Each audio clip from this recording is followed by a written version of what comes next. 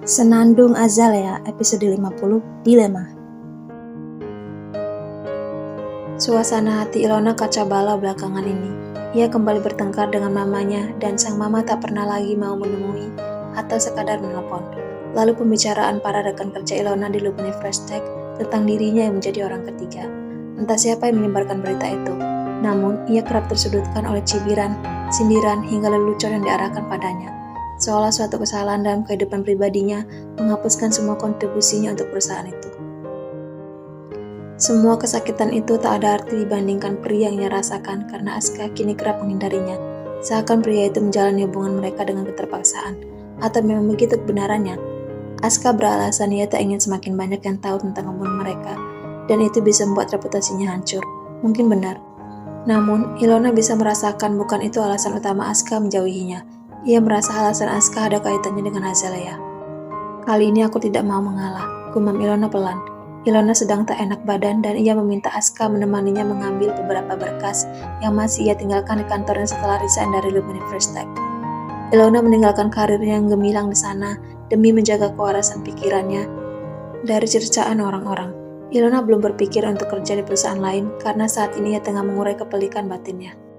Pada siang menjelang sore itu, Aska segera melajukan mobilnya setelah membantu Ilona memasukkan berkas dan perlengkapannya ke dalam bagasi. Ia menatap lurus ke jalanan, tanpa menoleh pada wanita di sampingnya. Sejak tadi mereka hanya saling berdiam diri.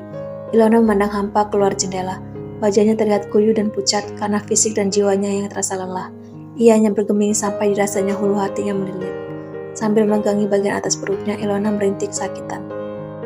"Kamu kenapa, Ilona?" Aska menolakkan alis. "Sepertinya mangkuk kambuh," jawab Ilona terbata menahan sakit. "Kamu belum makan siang tadi?" Ilona menggelak menjawab pertanyaan Aska. Ia bahkan belum makan selama 2 hari karena pikirannya yang tak menentu.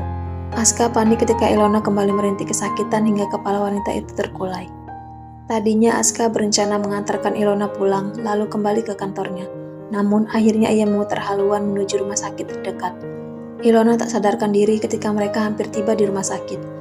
Aska pun mengangkat tubuh Ilona ke emergency bed yang dibawakan oleh perawat untuk membawa pasien ke ruang IGD. Gastritis, namun kemungkinan akan diadakan endoskopi dan tes laboratorium untuk pemeriksaan lebih lanjut, ujar dokter. Pada gastritis kronis, peradangan lambung dapat menyebabkan pengikisan lapisan lambung atau berisiko berkembang menjadi kanker. Kita harapkan itu tidak terjadi. Hanya saja, berdasarkan keterangan yang saya dapat dari Anda tadi, saya harus menyampaikan bahwa pasien hendaknya menghentikan kebiasaannya mengonsumsi minuman beralkohol. Juga harap pasien jaga kondisinya sebisa mungkin agar tidak stres. Dokter menjelaskan lebih lanjut ketika Aska menanyakan tentang diagnosis Ilona. Kini Ilona sudah berada di ruangan rawat inap. Tubuhnya terbaring lemah dengan mata yang masih terpejam dan infus di tangan. Aska menatap wajah pucat Ilona sesaat, lalu membuang pandangan. Ilona tak mengizinkan Aska untuk mengabari mama atau temannya. Ilona tak tahu mamanya akan peduli lagi padanya atau tidak. Ia sedang tak percaya siapapun saat ini selain Aska. "Aska," panggil Ilona ketika bangun dari tidurnya. Aska menoleh dan menyaut pelan. "Kata dokter kamu sudah tidak bisa minum alkohol lagi.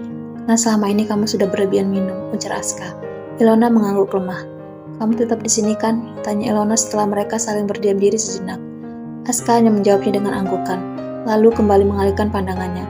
Ia memandang keluar jendela sambil mengetuk-ngetuk pelan dahinya. Ilona memandangi wajah kekasihnya itu, kemudian jemarinya masih lama menyentuh sebelah tangan Aska yang berada di sisi tempat tidur.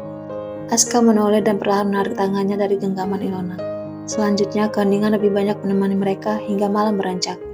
"Ilona, aku harus pulang sekarang," kata Aska menjelang tengah malam. "Kita telepon mama kamu untuk menjagamu di sini ya, atau teman kamu." "Jangan," Ilona memotong ucapan Aska. "Jangan telepon mama atau siapapun." Aska berusaha memujuknya, tetapi Ilona tetap bersikeras. "Aku sudah bilang jangan hubungi siapapun. Kalau kamu mau pulang, pulang saja. Biarkan aku sendiri di sini." Aska menghela napas mendengar perkataan Ilona, lalu duduk kembali. Tak mungkin Aska meninggalkan Ilona sendiri dalam keadaan seperti itu. Ilona masih terlihat sangat lemah, tangannya bahkan masih terlihat bergetar saat meminum obat.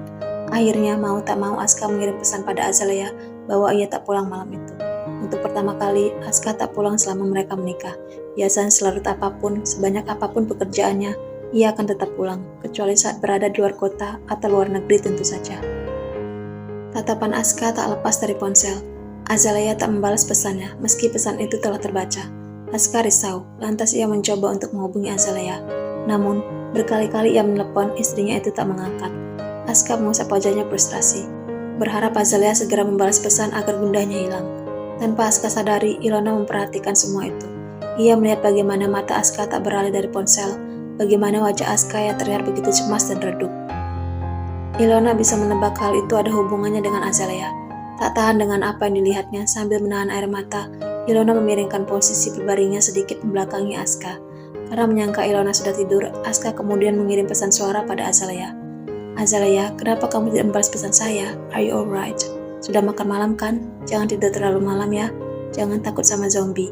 Aska tertawa parau, lalu melanjutkan, Good night my wife. Mendengar itu, Ilona tak mampu lagi menahan sesak di dadanya.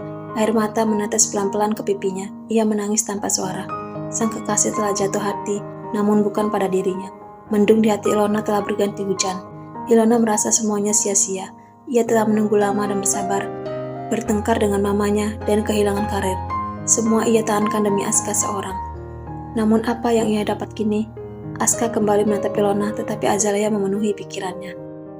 Setelah mendengar perasaannya selama ini, kini Aska menyadari bahwa ia sudah jatuh dan menginginkan istrinya itu.